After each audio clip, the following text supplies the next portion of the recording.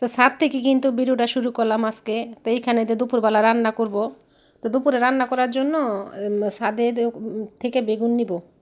তো এই গাছে মাশাল্লাহ কিন্তু অনেকগুলো বেগুন হয়েছে, এর আগে কিন্তু অনেকগুলো বেগুন খাওয়া হয়েছে। তো এরকম একটা গাছ থাকলে কিন্তু না মানে চলে। তো দেখেন এই গাছ থেকে আমি প্রচুর পরিমাণে মানে বেগুন খাইছি, আরও 3-4 বার এরকম বেগুন খাইছি অনেকগুলা কইরা। তো এইখানে কিন্তু অনেকগুলা বেগুন আছে। তো এই বেগুনগুলো বেশি বিচি হয়ে গেলে মজা লাগে না খাইতে, যখন একটু কড়া কড়া থাকে তাহলে কিন্তু ভালো লাগে খাইতে। তো এইখানে যে এই পাশে একটা গাছ আছে, এটা থেকে একটা নিয়ে নিলাম, ওর এইখান থেকে একটা নিলাম।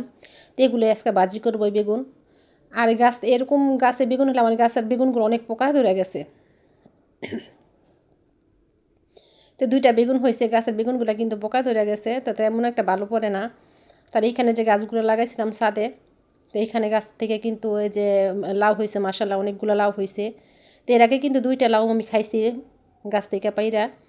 তো এখন আবার অনেকগুলো করা হয়েছে, যে উস্তাগুলো দেখেন। তা আমি কিন্তু 2 দিন না 3 দিন এখান থেকে কিছু উস্তা নিয়ে নিয়ে কিন্তু বাজি করছি। তা আবার অনেকগুলো উস্তা হয়েছে, আবার পারা যাবে মানে কয়েকদিনের মধ্যে আবার কিছু উস্তা কিন্তু এখান থেকে নিয়ে মানে খাওয়া যাইব।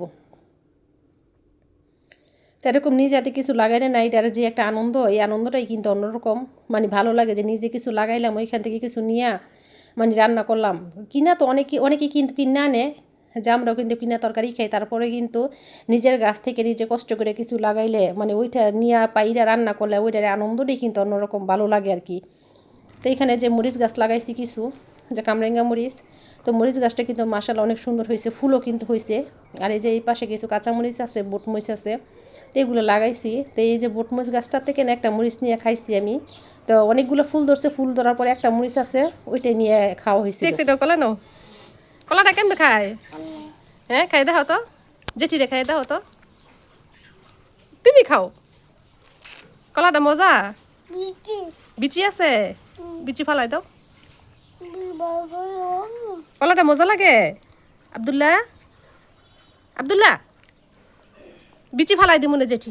আব্দুল্লাহ কলা মজা লাগে, কলাটা কেনাই দিছে বিচি, কলাটা কেনাই দিছে আর বাইয়া দিছে।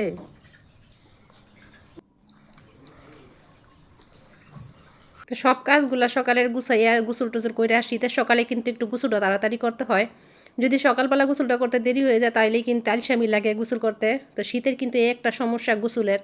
তো গোসলটা করে কিন্তু আমি রান্নাটা বসাইলাম। তো এখানে যে বেগুনগুলো নিয়েছিলাম গাছ থেকে, ওইগুলো আজকে বাজি করব দুপুরের জন্য।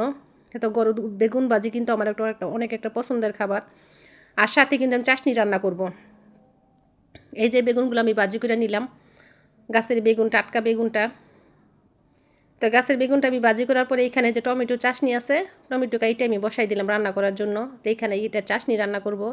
তো চাশনিটা যে কার কাছে পছন্দ মানে কেমন লাগে আমি জানি না, কিন্তু আমার কাছে অনেক একটা পছন্দ, মানে ভালো লাগে এই চাশনিটা।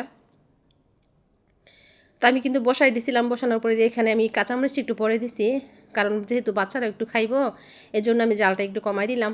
যদি ফার্স্ট টাইমে আমি কাঁচামরিচটা দিয়ে দিতাম তাহলে কিন্তু অনেক জাল লাগতো। আর এখানে ওর বাবা কিন্তু গাছ থেকে যে বেল পড়ছে, এই বেলের কিন্তু রৌদ্রে বসে বসে বেলের ভর্তাটা বানাইতেছে। তো এখানে বেলের ভর্তাও কিন্তু খাইলাম, আর এই ফাঁকে কিন্তু আমার রান্নাটাও কিন্তু শেষ হয়ে যেতেছে। তো এইখানে আমি কিন্তু টমেটো চাটনির মধ্যে আমি টমেটোর ইয়ার মধ্যে কাঁচামরিচ তারপরে ধনিয়া পাতাটা দিয়ে দিলাম। তো এই চাটনিটা কার কাছে কেমন লাগে জানি না, আমার কাছে অনেক ভালো লাগে খাইতে। আর শীত যখন আসে তখন কয়েকদিন পরে পরে কিন্তু আমি চাটনিটা রান্না করি, আমার কাছে অনেক মজা লাগে।